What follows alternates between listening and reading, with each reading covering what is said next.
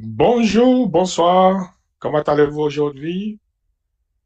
Il est 10 heures, il est 10 heures heure de New York, j'allais dire, et 14 heures temps universel. Nous allons commencer notre live de ce jeudi. Aujourd'hui, nous sommes le 18 septembre 2025 et c'est avec plaisir que nous vous accueillons encore une fois pour présenter notre live de jeudi qualité. Et sans plus tarder, nous allons passer au vif du sujet. Je crois que tout le monde est bien assis et que le son est bon partout et que nous avons des meilleures conditions pour suivre attentivement ce que nous avons préparé pour vous aujourd'hui. Donc, comme vous le voyez au niveau de notre diapo, nous allons parler des BPF, évidemment, puisque c'est jeudi qualité et que nous parcourons les BPF sur toutes ses formes et qu'aujourd'hui, nous allons parler de l'adaptation des standards internationaux au contexte africain. Euh, Vous savez que la production pharmaceutique est régie par des lois et règlements et aussi des lignes directrices des standards et que nous devons suivre et traduire ces normes sous forme de procédures ou les intégrer dans nos systèmes qualité, ce qui va assurer une bonne gestion donc, de la qualité et pas de fait assurer la qualité du produit et la sécurité du patient. Donc, aujourd'hui, BPF, adaptation des standards internationaux au contexte africain. Nous allons voir l'intégration des normes mondiales aux réalités africaines. Donc, cette présentation va nous permettre donc de parcourir les standards internationaux tels que les standards de la réglementation de l'OMS, de l'ICH, donc International Council for Harmonization, et aussi de ISO. Donc ISO, c'est l'organisation internationale des standards. Donc tout le monde est familier avec ISO et aussi d'autres règlements ou réglementations ou d'autres standards applicables donc au monde pharmaceutique. Donc, nous allons voir comment ils sont adaptés au contexte africain dans le secteur de la santé. Donc, nous allons parler aussi des principes fondamentaux, les défis spécifiques, ainsi que l'intégration des réalités locales pour améliorer la qualité et la sécurité des produits. Pour notre petit avertissement, ce matériel, le contenu de ce webinaire et les diapos sont sous le droit d'auteur donc de Mivado Global Performance et tout ce qui est dit ou qui sera dit dans ce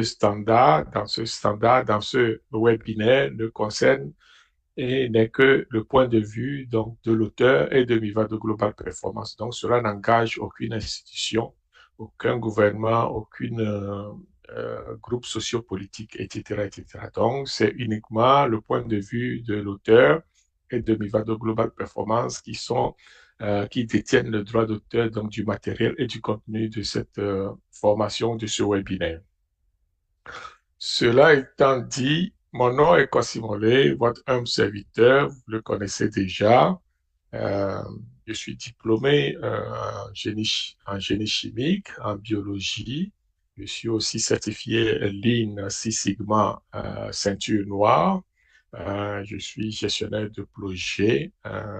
Donc, et à mes heures, je diffuse aussi de temps en temps de la formation pour faire vulgariser les connaissances du point de vue euh, production pharmaceutique avec plus de 20 ans d'expérience donc, dans le domaine. Donc, c'est pour nous un plaisir de partager ces petits éléments pour inciter les jeunes à utiliser ou à embrasser le monde pharmaceutique dont nous avons besoin partout sur la Terre et en l'occurrence en Afrique. Alors, qu'est-ce que nous allons voir aujourd'hui concrètement? Nous allons parler d'abord des principes fondamentaux et des standards internationaux en santé. Qu'est-ce que ces principes, en quoi consistent ces principes et quels sont ces standards justement. Nous allons parler des défis spécifiques à l'adaptation du contexte africain. C'est essentiel puisque on va importer quelque chose qu'on va implanter en Afrique. Donc, on doit être capable de s'assurer que on, on fait on fait le point sur cet élément-là. Je disais qu'aujourd'hui, nous allons parcourir les bonnes pratiques de fabrication, voir les adaptations qu'on en fait sur le plan africain. Donc, c'est essentiel que nous comprenions d'où viennent nos standards, pourquoi certains dirigeants vont appliquer telle ou telle loi ou standard par rapport à tel contexte. Donc ici, nous sommes dans le contexte de production pharmaceutique. Cette présentation va tourner autour de quelques points essentiels, à savoir les principes fondamentaux des standards internationaux en santé, les défis spécifiques à l'adaptation du contexte africain, les opportunités et bénéfices de l'intégration des standards internationaux, l'intégration des réalités traditionnelles et africaines, il ne faut pas l'oublier, c'est un point très essentiel, donc ça revient souvent, le poids de la tradition sur l'ensemble des œuvres en Afrique et quelques exemples de réussites et difficultés rencontrées dans le contexte africain au niveau du développement des produits pharmaceutiques ou des produits de santé. Donc, le menu, grosso modo, c'est ce qu'on va voir. C'est sûr que nous avons toujours 1 heure à 1h30 pour parcourir les éléments. Donc, vous comprenez qu'on ne va pas aller trop dans les détails. Mais si vous avez des questions, etc., vous pouvez les envoyer dans les commentaires ou alors dans les chats et puis on essaiera de répondre au fur et à mesure. Euh, Qu'est-ce qu'on sait présentement au niveau des principes fondamentaux des standards internationaux en santé? Euh, Ce que j'entends par là, c'est d'abord présenter les normes qui sont édictées par l'OMS ou alors l'ICH ou alors ISO, ok, dans le domaine de la santé. En fait, leurs objectifs, c'est d'harmoniser les façons de faire de façon internationale. Okay? C'est l'objectif premier quand ces institutions vont émettre des règlements ou des standards par rapport à la réalité des productions pharmaceutiques. Le but premier, c'est d'harmoniser les pratiques pour que ça soit facile pour tout le monde, ceux qui font des recherches, ceux qui font la production, ceux qui font la commercialisation et la vente, et ceux qui font les inspections des installations pharmaceutiques. Vous voyez? Donc, il faut que les gens parlent le même langage pour qu'on puisse se comprendre. Alors, ce langage, ce sont les standards et les lois et règlements, les lignes directrices, etc., que l'OMS va mettre en place, que l'ICH va mettre en place, que ISO va mettre en place. Donc, ce sont des éléments essentiels pour euh, converger tout le monde vers euh, une seule procédure, une seule pratique et une seule façon d'auditer ou d'évaluer nos pratiques ou nos fabrications pharmaceutiques.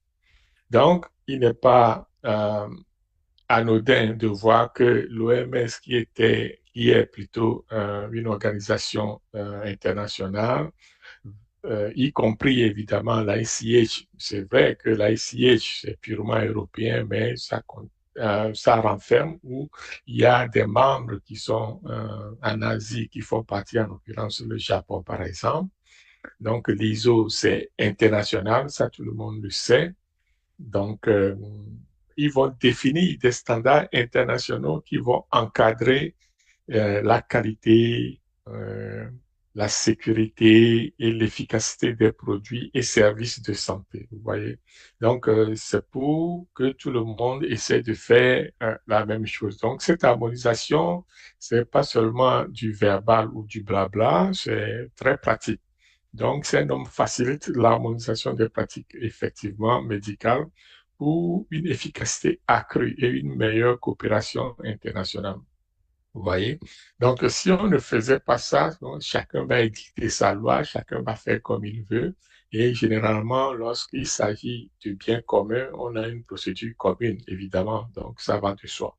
Donc, l'OMS, l'ICH et l'ISO définissent des standards internationaux qui encadrent la qualité, la sécurité et l'efficacité des produits et services de santé. Ces normes facilitent l'harmonisation des pratiques et assurent une meilleure protection des patients à l'échelle mondiale. Donc, c'est ce que nous devons retenir essentiellement. Alors, on va dire, bah, c'est quoi les objectifs et l'importance de cette harmonisation?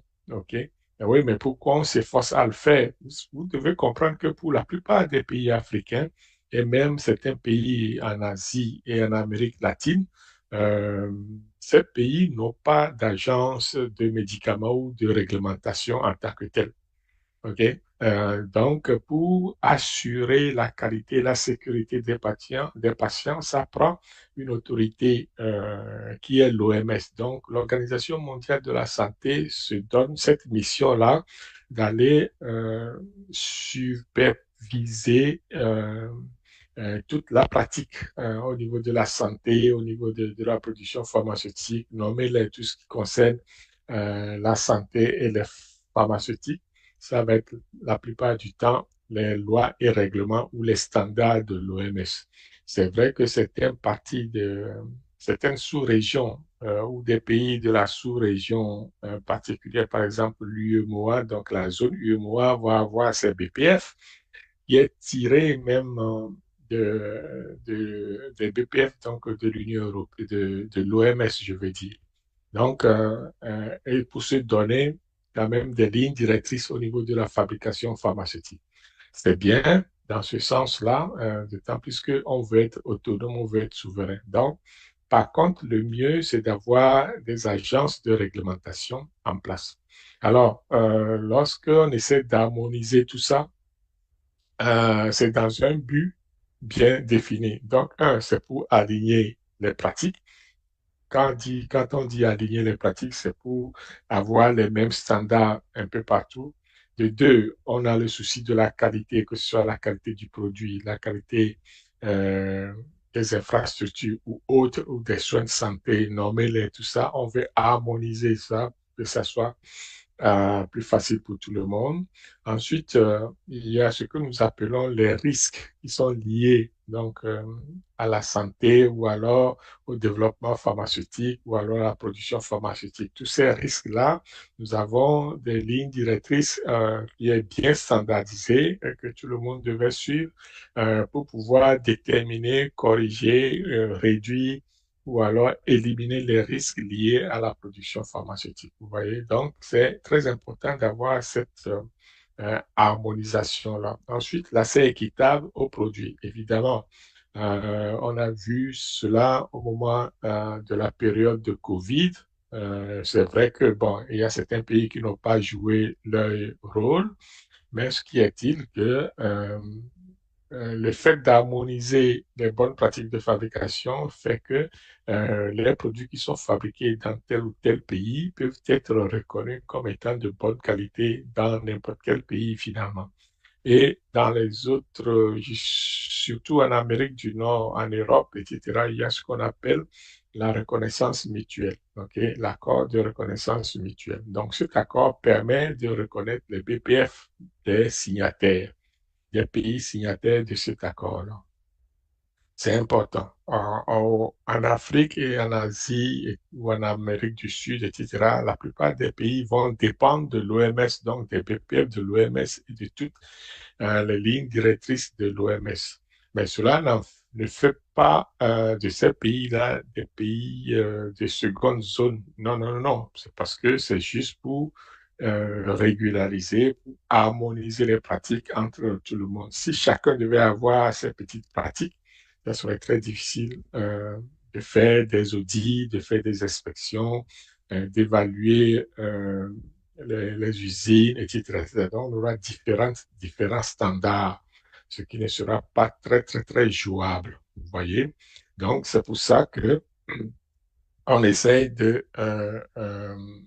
d'harmoniser les choses à ce niveau-là. Donc, l'harmonisation vise à aligner les pratiques réglementaires et techniques entre pays afin de faciliter la coopération, améliorer la qualité des soins, réduire les risques et permettre un accès équitable aux produits de santé dans le monde entier. Donc, ça, c'est l'objectif principal donc, de cette harmonisation. Et en quoi consiste le processus d'élaboration et de mise en œuvre de ces standards? C'est parce que on ne se lève pas un matin et dit, OK, on va élaborer des standards pour tel produit ou alors pour tel nombre de pays.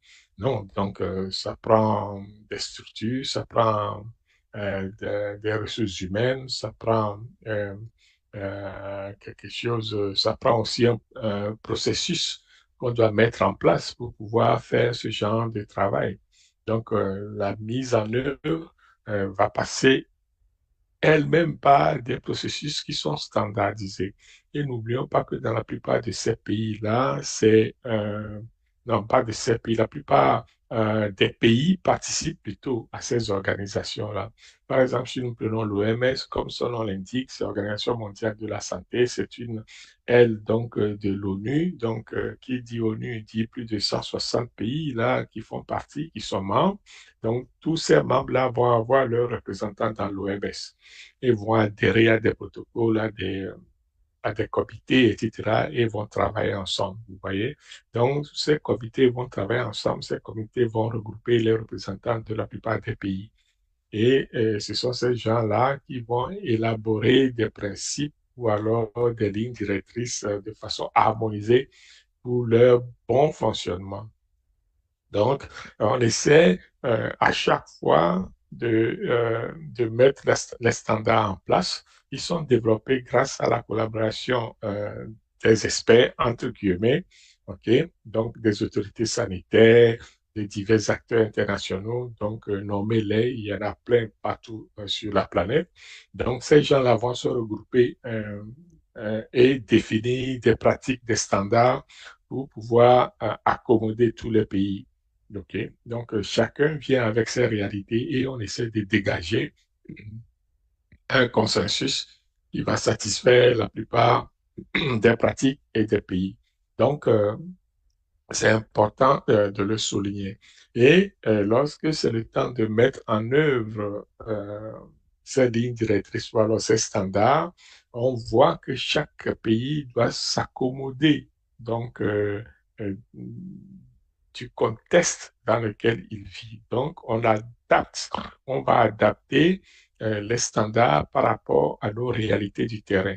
Et la mise en œuvre des standards nécessite une adaptation aux contextes locaux spécifiques pour assurer leur pertinence et efficacité. Vous voyez que euh, faire du copier-coller dans la plupart du temps peut ne pas marcher.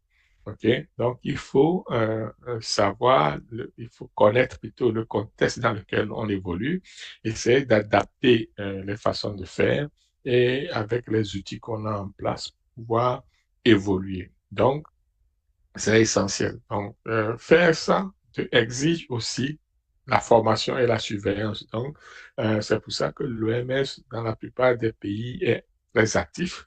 On va les voir partout au niveau du domaine de la santé, au niveau de la production, au niveau des inspections. Même, ils vont participer à la création des agences de réglementation ou des agences de médicaments dans certains pays. Donc, et puis, ils ont des protocoles que ces agences-là doivent scrupuleusement suivre. Donc, c'est important de veiller à ce que la mise en œuvre de ces standards-là soit faite dans de bonnes conditions. Si je dois me résumer ici, je dirais que les standards sont élaborés à travers une collaboration internationale, incluant des experts, des autorités sanitaires et parties prenantes. Donc, leur mise en œuvre nécessite une adaptation locale, des formations et une surveillance continue pour garantir leur efficacité sur le terrain. C'est très important, ça. Sinon, on va partir en vrille, tout sera tout croche et on ne saura pas qui fait quoi, quand, comment et pourquoi. Donc, c'est très important. Euh, Lorsqu'on dit ça, cela veut dire que il va y avoir des défis qui vont s'offrir à nous. Donc, les défis, il y a des réalités, il y a des contraintes, il y a même des risques sur le plan, enfin, dans la localité où on veut adapter ou implanter, où on veut faire cette mise en œuvre donc de ce standard. Il va y avoir des réticences, il va y avoir la peur au changement. Euh, Si au niveau de l'État, c'est toujours la question de souveraineté de l'État, jusqu'où ça arrête et commence cette souveraineté, etc., etc. Donc, il faut se poser des questions à ce niveau-là. Est-ce que c'est quelque chose qui nous convient ou pas? Comment est-ce qu'on peut mettre ça en œuvre? Est-ce qu'on doit s'adapter, étant donné que c'est obligatoire même de s'adapter, puisque le contexte est différent? OK? Parce que la plupart de ces experts-là vont mettre en standard ce qu'ils croient être le mieux pour tout le monde. OK? Selon les pratiques, selon les expériences, que ce soit expérience terrain ou expérience en laboratoire ou en usine. Donc, c'est toutes ces expériences-là qui vont être mises en contribution pour élaborer des standards. Donc, il y a le retour du terrain qui va favoriser l'amélioration de ces standards-là aussi. Euh, donc, ici, nous allons voir comment adapter ces standards-là au contexte africain ou à tout contexte finalement et poser plusieurs qui pose qui, l'amélioration ou l'adaptation de ces standards au contexte euh, pose, je dirais, plusieurs défis liés aux infrastructures réglementaires, ressources humaines et diversité des systèmes de santé. Évidemment, lorsqu'on implante une nouvelle procédure, c'est sûr qu'il faut pas s'attendre que ça aille comme sur des patins à roulettes. Il y a toujours des défis, que ce soit des défis de réglementation, d'infrastructure, des ressources humaines, etc., etc. Et c'est pour ça que nous allons parler maintenant, donc, mettre comment négocier avec ces contraintes spécifiques-là liées à certains contextes bien précis. OK? Donc, d'abord, il y a les contraintes qu'on définit, des contraintes institutionnelles et réglementaires. Ne pas sous-estimer les contraintes ou alors les défis que pose la mise en œuvre d'une procédure ou d'un standard. C'est effectivement très important de considérer cela parce que ça change la façon de faire, ça change l'habitude, ça change des fois les lois et règlements du pays en question. Parce que c'est toute une structure qu'il faut bouger. Vous voyez? Donc, on est en droit de se poser des questions. Qu'est-ce que ça change dans notre législation? Ok. Est-ce qu'on doit voter une nouvelle loi? Est-ce qu'on doit mettre en place des règlements? Est-ce qu'on doit améliorer ou mettre à jour telle loi du pays ou de la région? Donc, ça pose toujours des problèmes au niveau réglementaire. Donc, l'insuffisance de coordination, des fois, peut jouer un grand rôle parce que il faut se parler, il faut parler d'organisation à organisation, de partie prenante à partie prenante, d'institution à institution. Quand est-ce qu'on veut faire la mise en œuvre? Qu'est-ce qu'on met en œuvre? Comment ça va se passer? Qu'est-ce qu'on a besoin? Qu'est-ce qu'on doit éliminer, etc., etc. Donc, ça prend une coordination assez efficace pour pouvoir mettre en œuvre sur le plan gouvernemental ou sur le plan d'un pays, donc comme la taille d'un pays, ça prend toujours euh, des discussions, de collaboration, de coordination pour pouvoir mettre en place ces standards-là. L'autre élément, c'est si on n'est pas assez fort dans notre réglementation, c'est sûr qu'on va trouver ce qu'on importe ou ce qu'on implante comme étant difficile, dur, pas adapté, etc. Parce que nous-mêmes, on n'est pas encore à ce niveau-là. Donc, si vous n'êtes pas à ce niveau, c'est sûr que implanter une nouvelle structure, une nouvelle procédure, un nouveau standard, ça sera vu comme une contrainte. OK? Donc, avoir l'ouverture d'esprit peut voir ça autrement, comme une opportunité de s'améliorer. Donc, c'est l'histoire de le verre à moitié vide ou le verre à moitié plein. Donc, il y en a qui sont euh, pessimistes, il y en a qui sont optimistes selon les situations. Donc, on peut en vouloir à personne. Donc, la nature est faite ainsi. Donc, il faut le prendre. C'est pour ça qu'il y a des experts en processus de changement. Lorsqu'on veut faire des changements, il y a toujours des risques. Il y a certaines personnes le voient comme étant une contrainte supplémentaire. Il y a d'autres qui vont le voir comme une opportunité. Donc, l'essentiel, c'est que on essaye d'harmoniser la vision de ce changement-là, de faire valoir les bienfaits de ces changements-là et de s'assurer que les uns et les autres, ou l'impact de ce changement soit réduit au strict minimum par rapport au groupe de personnes dont on discute.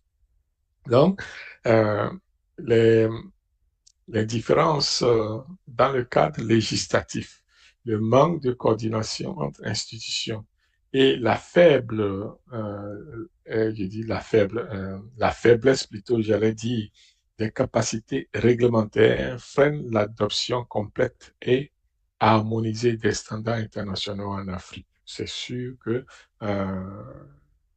l'Afrique est en plein développement, donc il y a beaucoup de choses qui se font en même temps et même certaines réglementations ou des réglementations qui se mettent en place presque tous les jours. Donc cela peut, et puis on a quoi? On a quand même 54 pays à gérer. Donc, cela peut constituer une contrainte vraiment au niveau de la coordination. Donc, je vois d'un œil la façon dont l'OMS s'y prend pour mettre en place ces lois et règlements ou alors ces standards. Donc, à mon avis, ça doit aller par sous-groupe, OK? Ou des groupes, il va former des groupes ou des comités dédiés à chaque région et chaque région va mettre en œuvre donc ce que nous appelons les standards, etc., etc. Donc, c'est un travail de longue haleine. Ne pensez pas que c'est facile à faire. Et ceux qui jouent ce rôle-là, j'espère que ont une bonne dose de, comment dirais-je, de patience, parce que ici, le temps va être notre meilleur allié, parce que c'est pas en une, deux journées que vous allez mettre à jour où vous allez mettre en place les standards dont on parle. Okay? Donc, c'est important de le souligner que la mise en œuvre de ces procédures-là va rencontrer des soucis, des contraintes et qu'on est là pour les gérer. Euh, pour parler des limitations des infrastructures et ressources humaines, parce que ça fait partie des contraintes, n'est-ce pas? Donc, c'est sûr que la plupart des pays africains sont en voie de développement, on va le dire comme ça. On n'est pas encore à notre top niveau de développement. Donc, on va voir que nous avons beaucoup d'insuffisances. OK? Il ne faut pas se le nier. Euh, L'insuffisance au niveau des infrastructures. Des fois, ça existe, mais c'est inadéquat. Okay? Et cela va freiner la mise en œuvre efficace des standards dans divers secteurs. Si vous n'avez pas d'outils, si vous n'avez pas d'infrastructure, on voit mal comment est-ce qu'on peut appliquer une loi ou un règlement ou un standard. Parce que ça prend des outils, ça prend des hommes formés, ça prend tout là. Donc, c'est très difficile. Donc, c'est pour ça que des fois, dans certains pays, tel ou tel standard ne peut pas s'appliquer parce que les gens il n'y a pas de gens qui soient formés, des personnes formées, il n'y a pas d'infrastructure, il n'y a rien. Donc, comment voulez-vous mettre des standards en place? Donc, mettre un standard en place pour mettre le standard en place ne veut rien dire si on ne peut pas l'utiliser, vous voyez. Donc, ensuite, il y a les déficits en personnel qualifié. Je viens de le dire, la formation, c'est essentiel. Donc, il faut que les gens soient qualifiés pour pouvoir appliquer ou adopter certaines lignes directrices. Si vous n'êtes pas formé, ça serait difficile de mettre en application tel ou tel règlement ou telle procédure ou standard. Et aussi, nous avons besoin donc d'investissement, donc pour non seulement mettre des infrastructures en place, mais aussi avoir un personnel qualifié via la formation. Vous voyez? Donc, parce que ça prend de la formation et c'est la formation, ça prend la vulgarisation des connaissances, etc., pour pouvoir donner les outils, c'est-à-dire les connaissances, la matière grise aux gens pour pouvoir mettre en place ces lignes directrices-là, d'abord pour les comprendre et ensuite pour les mettre en place. Donc, c'est très important de structurer ça et de connaître ses limitations pour pouvoir travailler là-dessus. OK? Les infrastructures sont souvent insuffisantes. Ça, il ne faut pas se le nier. Et le déficit en personnel qualifié limite la mise en œuvre efficace des standards, nécessitant des investissements et une formation continue pour combler ces lacunes-là.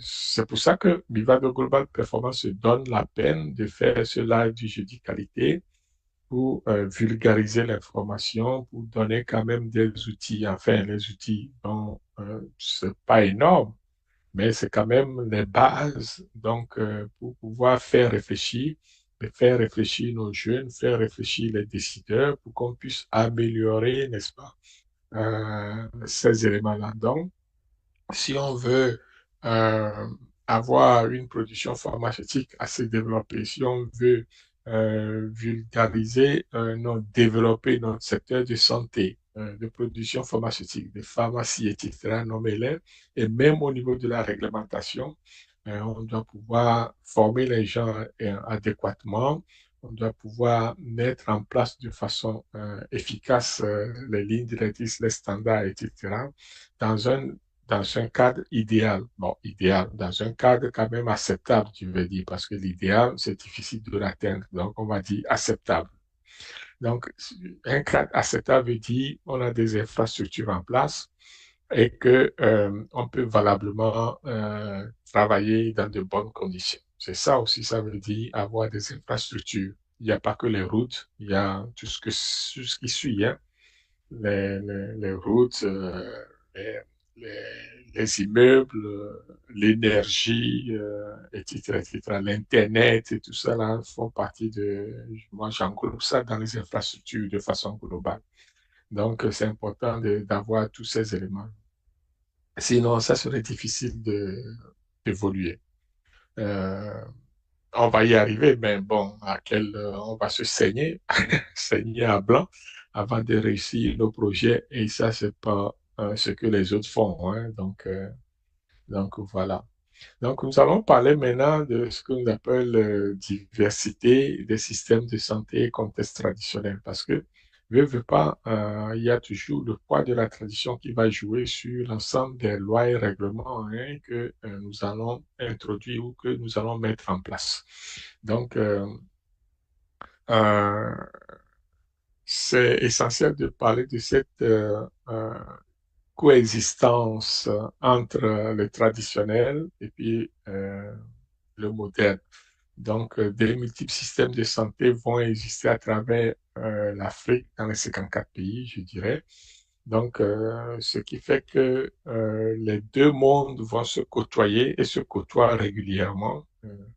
Et ça prend une adaptation culturelle, OK, au niveau du système de santé, par exemple. Donc, les approches de santé doivent être adaptées au contexte culturel et social pour être efficaces. Évidemment, lorsque traditionnellement, Si on dit de façon traditionnelle, ce sont les femmes qui soignent et que les hommes ne peuvent pas soigner. Donc, vous voyez que lorsqu'on va mettre une procédure ou alors un standard en place, il va falloir l'adapter parce que ce qu'on va définir au niveau de l'OMS, c'est vrai, va porter, comment dirais-je, des propositions qui vont dire, OK, dans certains contextes, ce sont les hommes ou les femmes qui vont faire telle opération. Mais lorsqu'on va implanter ce standard dans le contexte actuel, réel, il est toujours important de s'adapter. Sinon, on risque d'avoir un échec.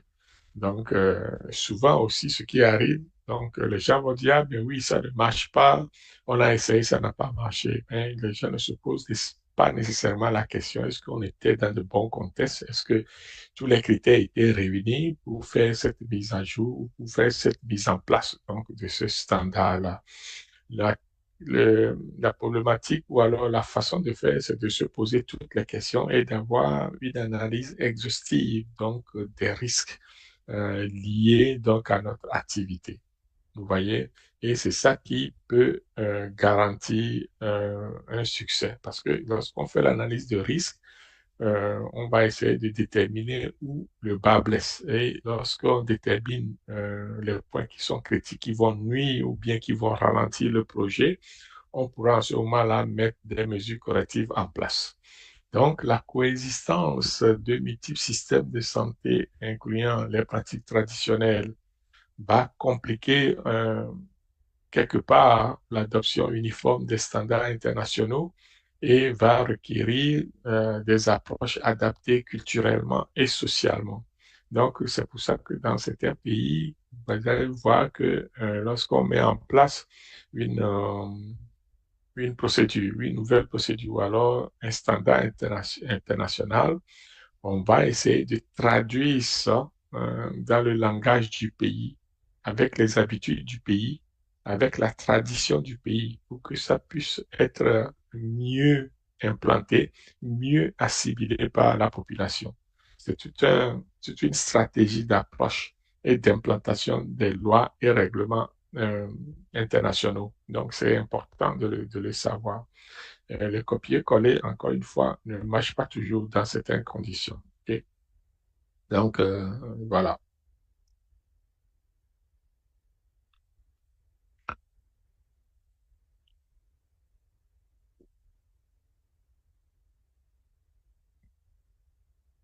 Ce qui nous amène à parler donc des opportunités et bénéfices de l'intégration des standards internationaux. Évidemment, il n'y a pas que des contraintes, des difficultés, etc., euh, pour faciliter la chose. Un exemple palpable, c'est le système métrique. OK? On sait que le système métrique a été adopté par tout le monde sur cette planète. C'est vrai que dans certaines parties du monde, les gens vont encore, euh, les gens vont encore exiger, comment on appelle ça? Les gens vont encore exiger vont utiliser encore des systèmes, le système impérial, mais dans la plupart du temps, vous allez voir que le système métrique est reconnu partout. Donc, lorsqu'on mesure, on veut mesurer ou on veut mesurer une longueur, on va parler de l'unité de mesure, c'est le mètre.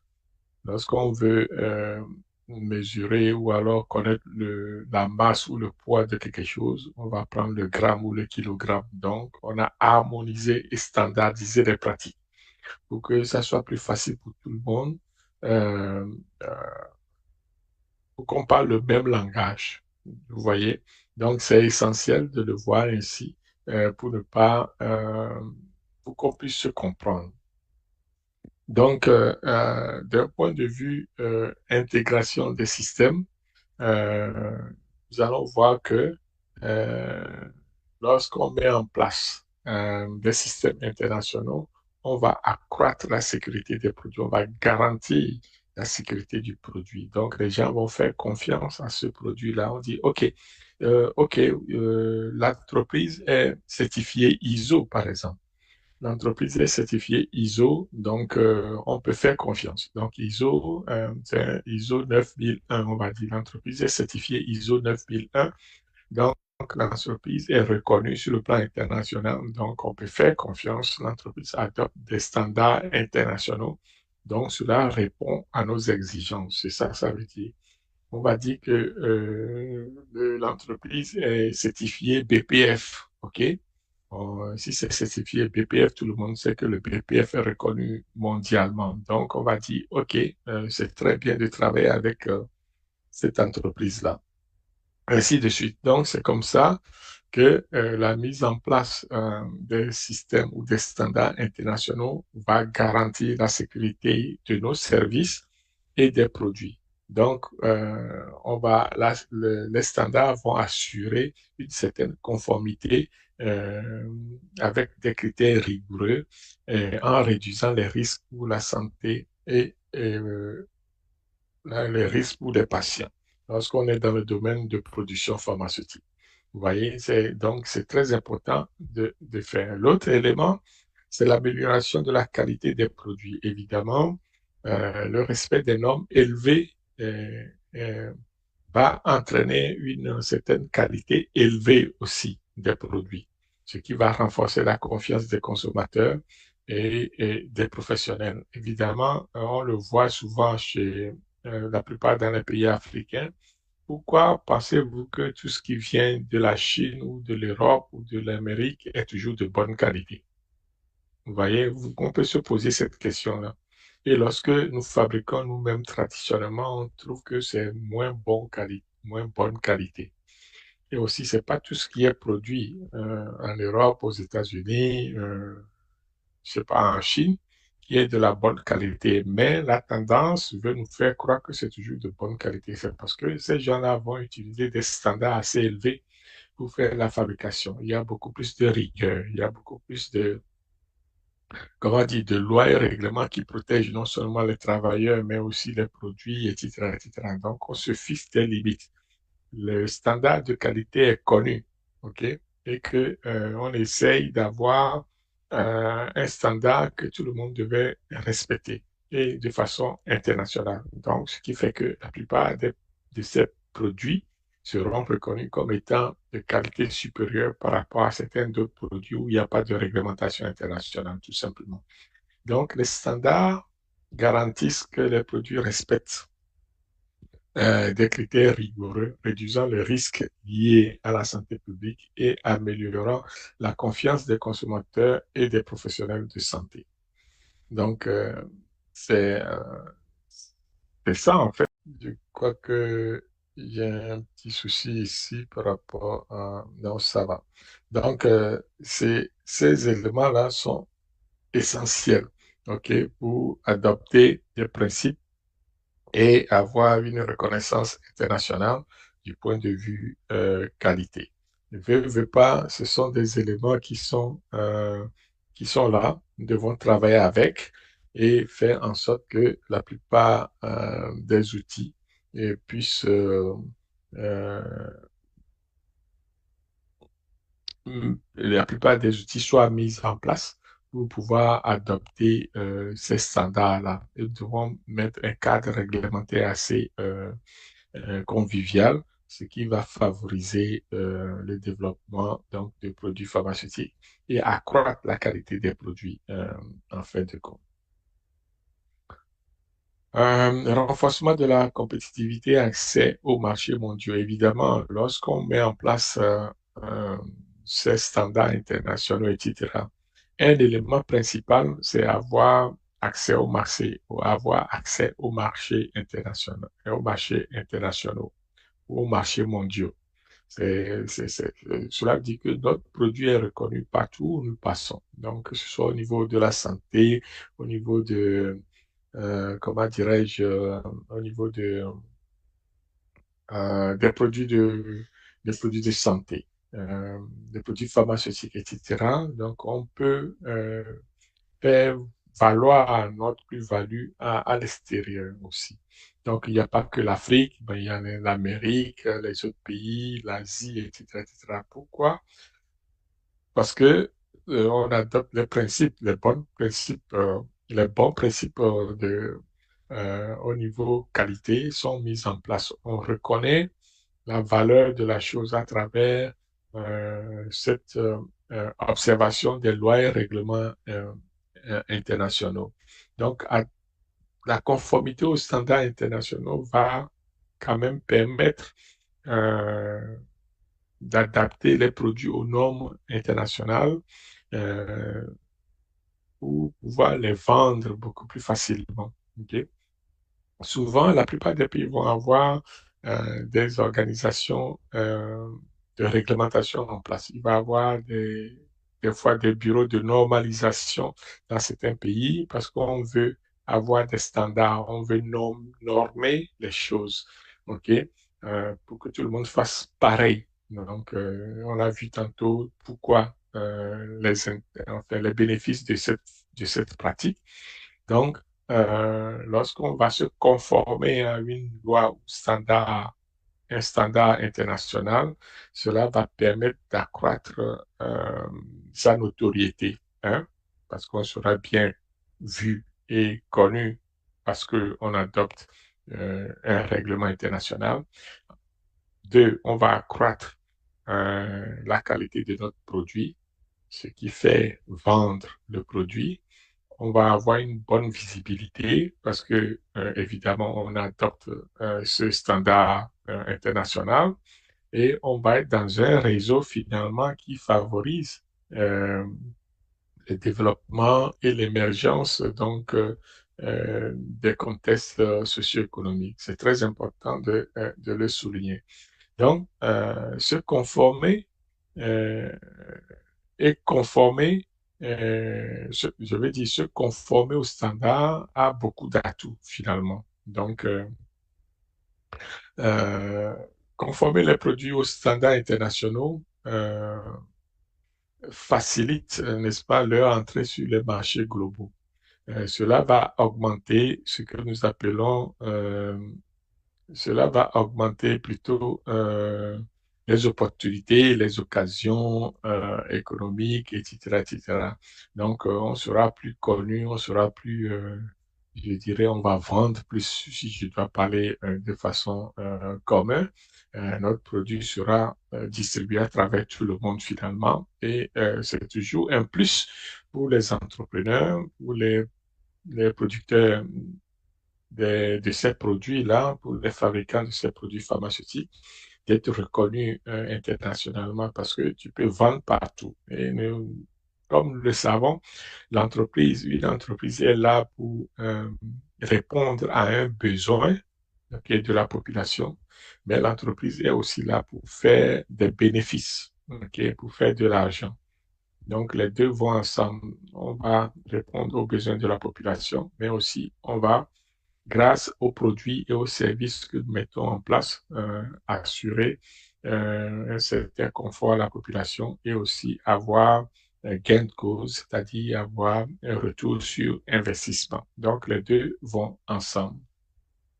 Ce qui nous amène à parler donc de la création de partenariats et développement de solutions innovantes qui est une conséquence okay, à l'adoption donc des standards internationaux. Donc, lorsqu'on va utiliser l'harmonisation. Euh, je veux dire, le fruit de l'harmonisation, c'est la création de partenariats et développement de solutions innovantes. Puisqu'on parle le même langage, on parle le même, je dirais, on utilise les mêmes outils, on a les mêmes référentiels, donc on peut collaborer plus facilement. Okay? Donc, il n'y a pas tellement de différence. Donc, s'il n'y a pas de différence au niveau de la réglementation, au niveau des lois, au niveau des infrastructures, au niveau des outils qu'on utilise et au niveau de la formation. Okay? Donc, cela dit qu'on peut collaborer aussi facilement qu'on le souhaite. C'est très important ça. Okay? Donc, la collaboration internationale va aller dans ce sens. Ce qu'on veut, c'est que l'harmonisation va encourager les partenaires à entrer en contact.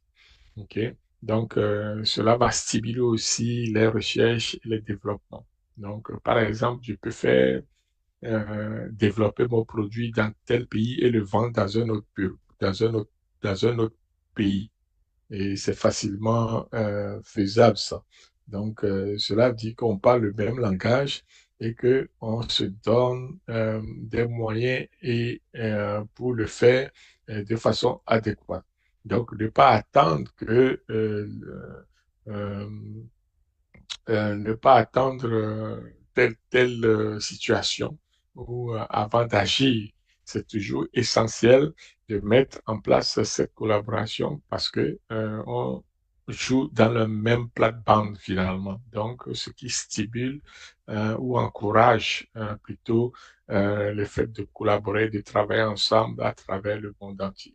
Donc, une fois que vous êtes connu dans tel domaine et que vous respectez les standards adéquats internationaux, les standards internationaux, je veux dire, et que vous êtes reconnu là-dedans, c'est sûr que les autres vont vouloir travailler avec vous. Ça va de soi, parce que chacun essaie d'étendre ses activités. OK? Donc, une entreprise est toujours en croissance, veut pas. Euh, la croissance peut prendre plusieurs formes, que ce soit au niveau géographique, au niveau, je vais dire, marketing, ou alors au niveau des services ou au niveau des produits. Donc, la croissance peut prendre toutes ces formes-là. Donc, c'est important de le souligner. L'harmonisation favorise la collaboration entre acteurs locaux et internationaux, stimulant la recherche, le développement de technologies adaptées et des solutions innovantes répondant aux besoins spécifiques africains. OK. Donc, c'est comme ça que nous envisageons cela et que nous pensons que la plupart des lois et règlements, les standards, que ce soit les normes ISO, par exemple, qui voyagent à travers tout le monde parce que ça, c'est standard, les normes ICH qu'on va rencontrer la plupart du temps au niveau de la production pharmaceutique, on va les citer, hein, même au niveau des études cliniques recherche clinique, etc. Toutes les méthodes analytiques, la stabilité, les BPF, nommer-les, la sécurité, etc. Au niveau pharmaceutique. Euh, donc, on va faire référence aux normes ICH. Et l'OMS, évidemment, ça, ce n'est plus un secret pour personne.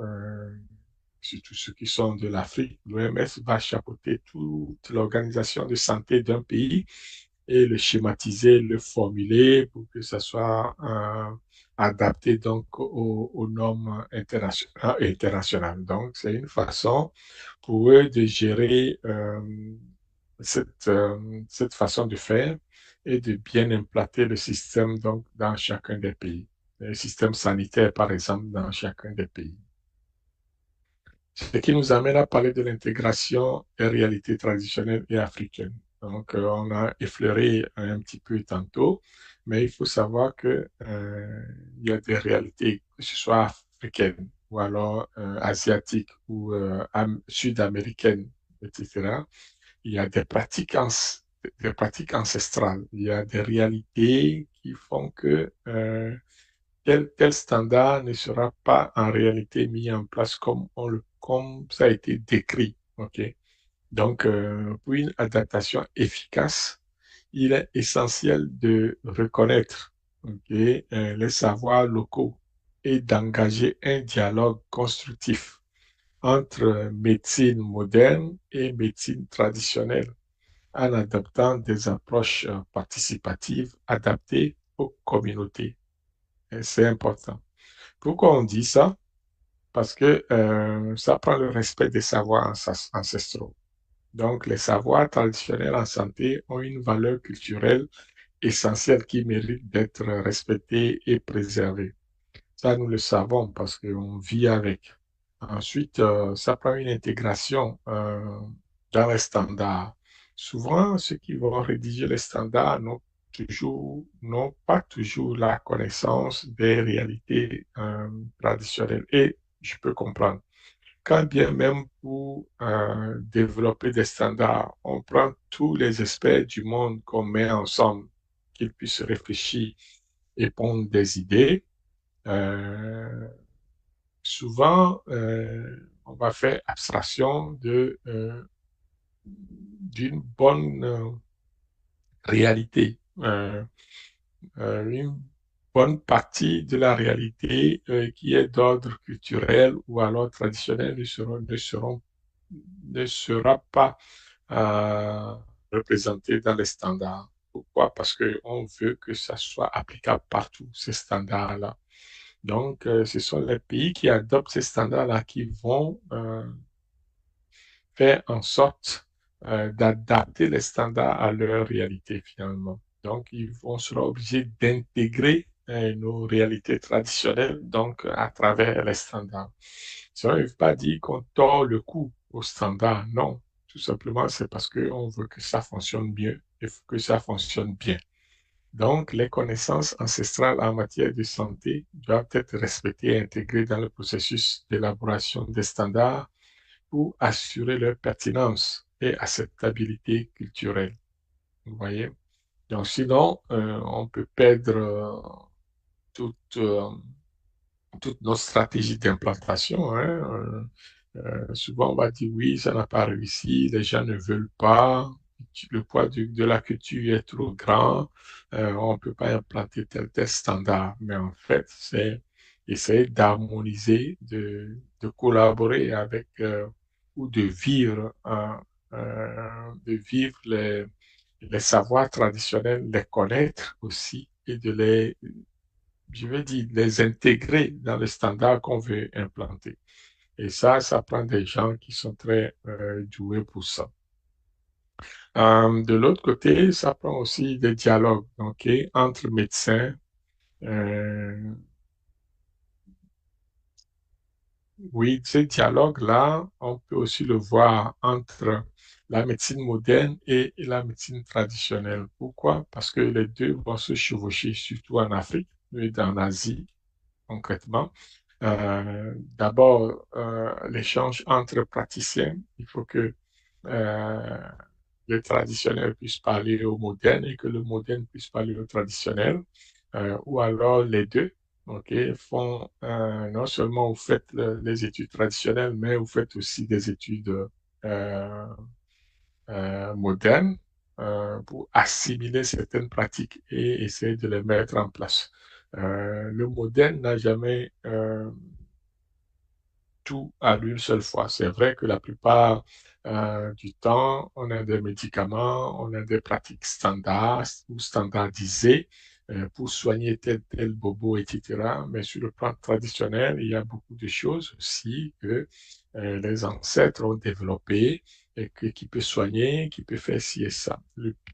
Ce qui reste là-bas, c'est de démystifier la pratique traditionnelle. Ça, c'est un élément que nous voyons souvent. Donc, une fois que c'est démystifié, ça devient une science, hein, en fait. Donc, c'est ça. Ensuite, assurer la sécurité des patients. Assurer la sécurité des patients est essentiel. Lorsqu'on intègre les pratiques médicales diverses pour éviter les risques. Donc, c'est important d'avoir toujours en tête les bonnes pratiques de fabrication parce que c'est la sécurité du patient, mais aussi la sécurité des produits, etc., etc. Il y a ensuite, on peut voir qu'il y a un complément, en fait, je veux dire une complémentarité bénéfique entre ces deux approches. Donc, c'est essentiel de le souligner parce que la complémentarité entre ces deux approches euh, permettent d'avoir des approches diversifiées et complémentaires, tout simplement, parce que plus on augmente ces champs de connaissances, mieux c'est. Mieux on travaille, mieux on peut explorer d'autres horizons, mieux on peut investiguer tels éléments, mieux on peut apporter des solutions donc à notre problématique. Donc, c'est toujours bien d'ouvrir le champ, d'ouvrir le champ des connaissances pour avoir une plus grande flexibilité au niveau de la réflexion et au niveau des décisions aussi que nous pouvons prendre devant ou face à telle ou telle situation. Donc, euh, c'est ça au niveau des médecins modernes ou la médecine moderne et la médecine traditionnelle qui doivent coexister ensemble.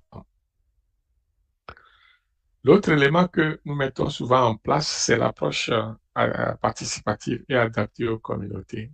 Euh, Vous allez voir que dans la plupart du temps, lorsqu'on lance un programme de l'OMS, dans la plupart du temps, on passe de communauté en communauté pour faire véhiculer, pour faire connaître d'abord le programme, expliquer le programme, le bienfait du programme, pourquoi il faut s'y adhérer, etc., etc. Ça, c'est toujours dans la pratique de l'OMS de faire ce genre de démarche parce que on sait que euh, les lois et les règlements ne vont pas s'appliquer euh, d'eux-mêmes. Donc, ça prend toujours des hommes et ça prend la communauté, ça prend les humains pour pouvoir faire vivre ces lois et règlements-là. Donc, l'engagement direct des populations locales favorise l'adoption durable des standards sanitaires adaptés. Partout sur la planète, c'est le même topo, hein. C'est pas uniquement lié à l'Afrique, ces éléments-là. Donc, s'il n'y a pas l'engagement des humains à travers le processus, c'est sûr que le processus va échouer. OK? Ça, je peux considérer ça comme une loi universelle. Il n'y a pas d'engagement des humains dans un processus donné, le processus va échouer parce que c'est nous qui laissons les humains qui conduisent le processus, qui font en sorte que le processus fonctionne. Donc, c'est essentiel. Donc, que ce soit des standards internationaux, des standards locaux, peu importe les standards qu'on va euh, dicter, s'il n'y a pas un rapprochement vis-à-vis de la communauté, le standard, la procédure, tout ce qu'on veut mettre en place va échouer. Donc, l'adaptation des standards aux réalités locales est très importante euh, parce que ça prend des interventions sur le terrain, prendre contact avec le terrain, la population, la communauté, etc., ce qui va permettent à améliorer l'efficacité donc de la mise en place de notre intervention, tout simplement. Donc, sans ça, euh, on va échouer lamentablement. OK? Donc, la population locale des standards augmente significativement les résultats des programmes de santé. Ça, les gens comprennent bien ça. OK? C'est ce qui se passe de façon générale lorsqu'on met en place des programmes par exemple, de l'OMS partout ailleurs, ok, au niveau des populations. Donc, on va travailler directement avec les populations et laisser les institutions de côté. C'est vrai que les institutions sont là pour donner leur accord, pour euh, donner le cadre, pour, ouais, pour permettre pour faciliter le cadre de travail, que ce soit le cadre juridique, le cadre professionnel ou autre, le cadre économique.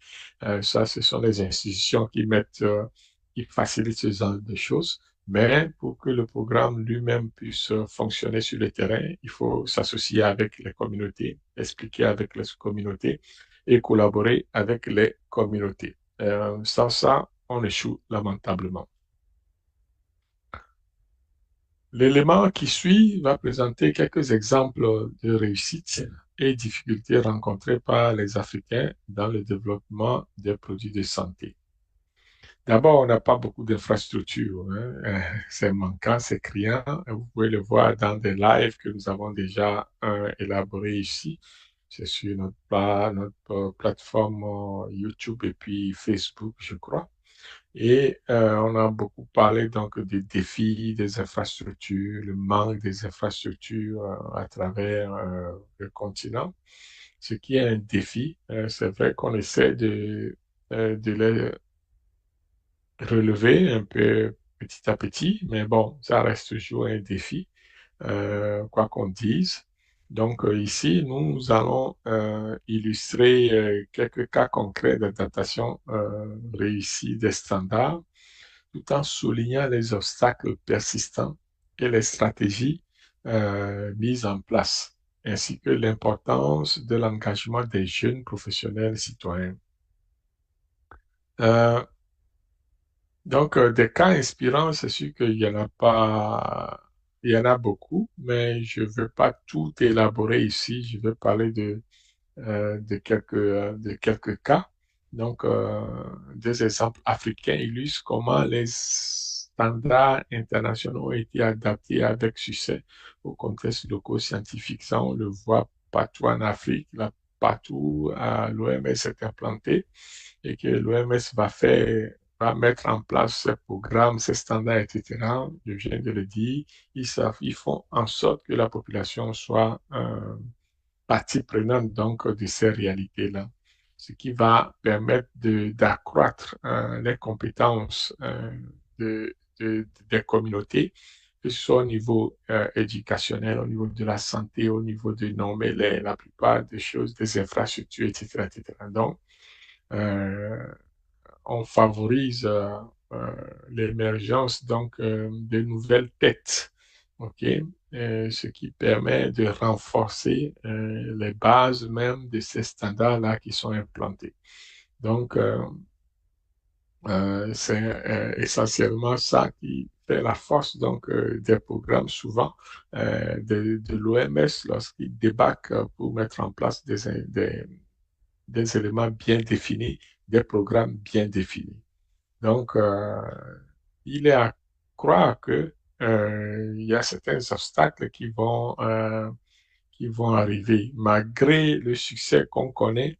Ok, c'est vrai que malgré ce succès-là au niveau de l'implantation des programmes, on va voir qu'il y a des difficultés qui vont demeurer. C'est normal, comme le financement qui est souvent limité ou les barrières réglementaires, ok, qui vont nécessiter des stratégies adaptées pour les surmonter et renforcer la mise en œuvre donc des standards. Je l'ai dit tantôt, comme quoi au niveau des institutions gouvernementales ou non gouvernementales, l'essentiel c'est qu'ils mettent le cadre réglementaire, le cadre financier, tout ça là en place.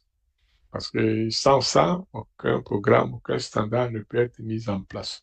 Même au niveau de notre usine de fabrication, si on veut mettre en place une nouvelle réglementation, ça prend du financement, parce que quand on dit financement, il ne faut pas avoir de l'argent cash, hein. Le financement, euh, parce que ça prend les humains, ça prend tout ce qu'on veut, les infrastructures, les outils, etc. Tout ça, ça exige beaucoup d'argent. Et pour financer tout ça, il faut avoir donc des sous. Si vous n'avez pas des sous, vous ne pouvez pas financer la mise en place des nouvelles réglementations. C'est sûr qu'en entreprise, ça se sent moins parce qu'en entreprise, on est quoi? On est des employés, on fait les choses à la fin, on reçoit notre salaire, c'est bien.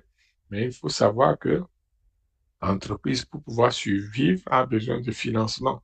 Et il y a plusieurs sources de financement. Il y a l'apport des actionnaires, il y a les actions qu'on peut vendre sur le marché public, il y a euh, le revenu des ventes des produits, le revenu des produits et services, j'allais dire.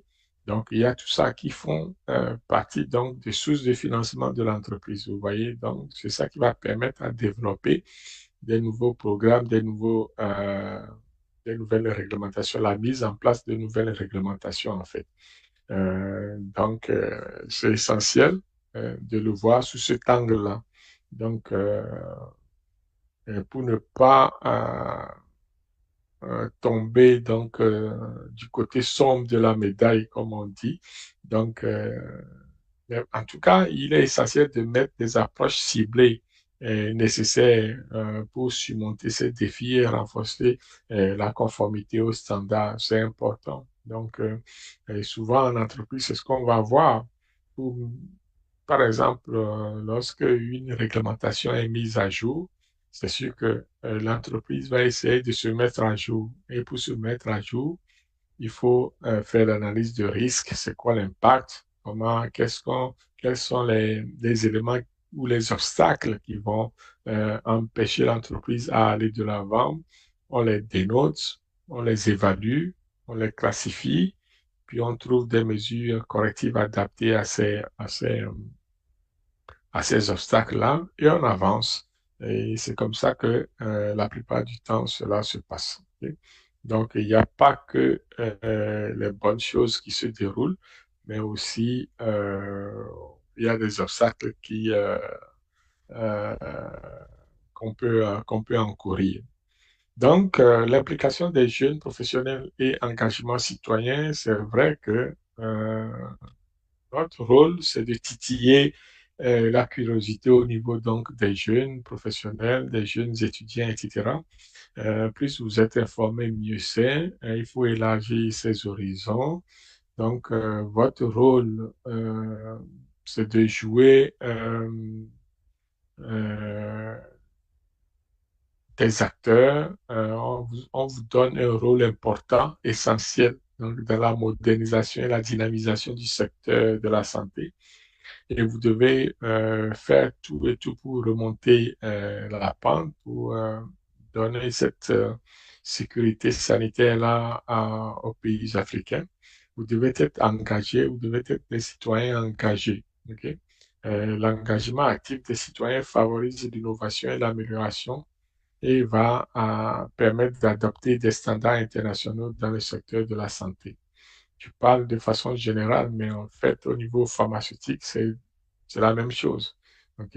Plus on est engagé, plus on est motivé, plus mieux c'est. Donc, cela va nous permettre de développer notre euh, indépendance, que ce soit indépendance financière, indépendance au niveau de l'emploi, etc., etc. Donc, c'est bien. Et aussi, il faut comprendre les normes telles qu'on a dit, ICH, OMS, ISO, ce sont les trois grands sources d'où proviennent des standards qui sont implantés sur le continent. Il y en a d'autres, mais les principaux sont là, qui vont réguler la production pharmaceutique. Il faut les connaître, il faut les savoir, c'est bon à savoir, et de naviguer à travers. Okay? Donc, normalement, une fois que c'est connu, le reste devient je veux dire, ça devient spontané, ça devient un réflexe quasiment de travailler avec tous ces standards-là et de les adapter à nos réalités. Vous voyez? Donc, l'implication active des jeunes et des citoyens est cruciale pour dynamiser le secteur de la santé et de la production pharmaceutique en Afrique, ce qui va favoriser l'innovation et garantir une adaptation pérenne et efficace des standards internationaux. Donc, pour que nous, parce que nous-mêmes ne sommes pas en mesure aujourd'hui d'élaborer ces standards-là, donc il faudra l'adopter de quelque part. Et c'est ce que les Chinois ont fait. Les Chinois ont copié par-ci, par-là, les standards, tout ce que vous voulez, les technologies, etc. Et aujourd'hui, ils sont les premières puissances au monde, hein, que ce soit sur le plan industriel, sur le plan économique, à- sur le plan militaire, je veux dire, même sur le plan de l'intelligence artificielle. Donc, il n'y a aucun pays qui puisse rivaliser avec la Chine aujourd'hui. Même les États-Unis, ils sont devenus le deuxième. OK? Donc, c'est une réalité vraie. Donc, si les Africains veulent être le premier de demain, donc il faut qu'on commence par retrousser nos manches aujourd'hui.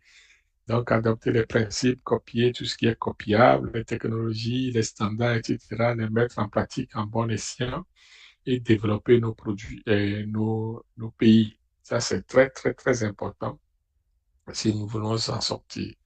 OK? Donc, donc c'est ça le, le mot d'ordre, enfin, que l'appel à l'action que je vais lancer ici, puisque j'essaie toujours de lancer un appel à la jeunesse. Donc, c'est ce que je vais dire à ce niveau-là. Ce qui nous amène à la conclusion donc du live de ce jeudi. Évidemment, l'adaptation des standards internationaux au contexte africain est un défi complexe, ok, mais essentiel pour améliorer la santé publique en intégrant les réalités locales et en surmontant les obstacles.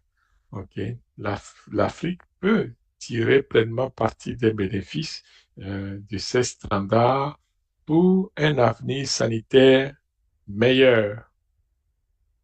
Donc, c'est à cela que conclut notre live de ce jeudi.